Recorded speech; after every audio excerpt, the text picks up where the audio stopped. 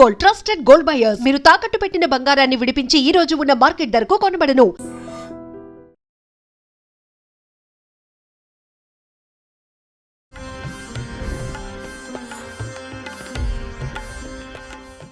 వృషభ రాశి వారికి ఆదాయం 5, వ్యయం 14, రాజ్యపూజ్యం 5, అవమానం 4.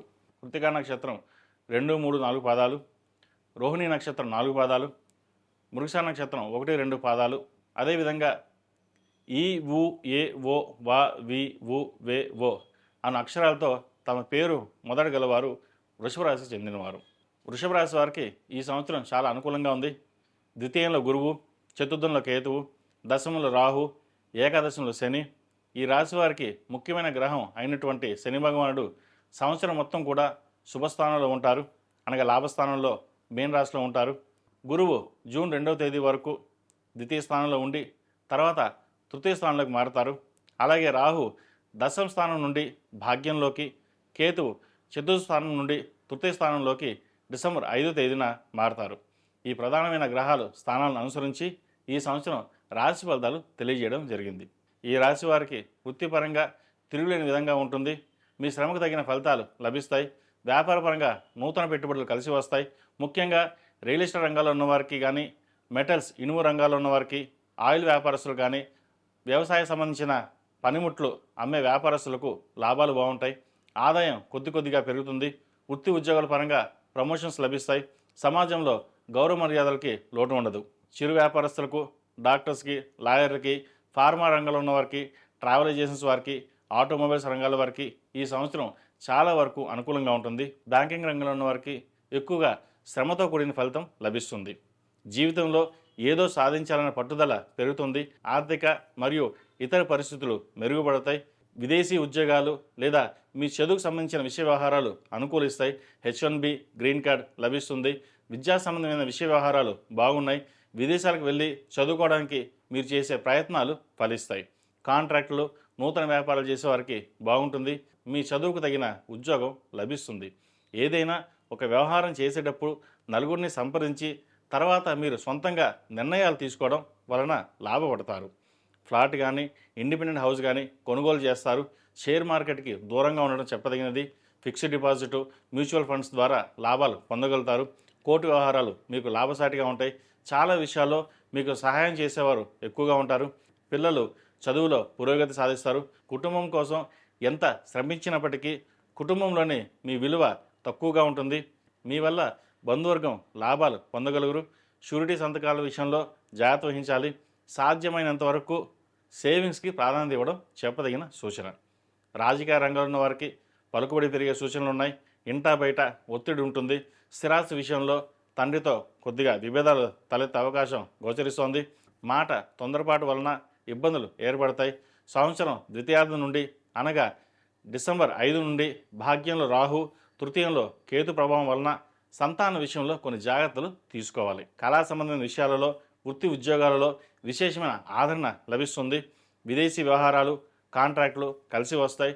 రుణాలు తీరుస్తారు. ప్రభుత్వ పరంగా, ప్రైవేట్ పరంగా రావాల్సిన బెనిఫిట్స్ పొందగలుగుతారు. రాజకీయ పరంగా వచ్చిన మార్పులు మీకు అనుకూలంగా మార్చుకుంటారు. చేసిన పొరపాట్లే మళ్ళీ చేయవద్దు.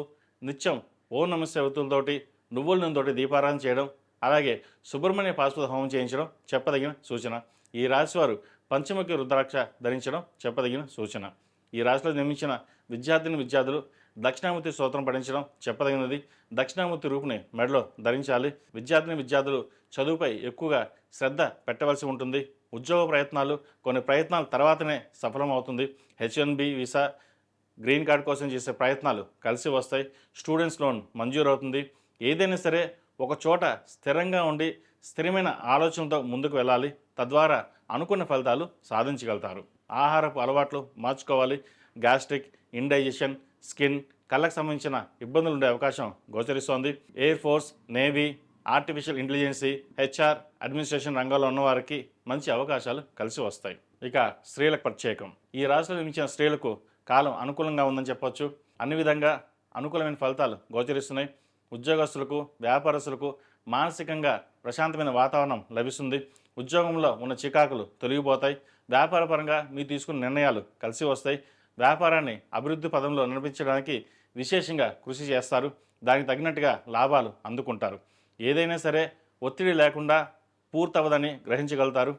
ఒత్తిడిలోనే అన్ని పనులు పూర్తి చేయగలుగుతారు. అయితే ఎంత సంపాదించినా ఏదో రకమైన మనస్తాపం, ఏం సాధించాం అనే భావన ఏర్పడుతుంది.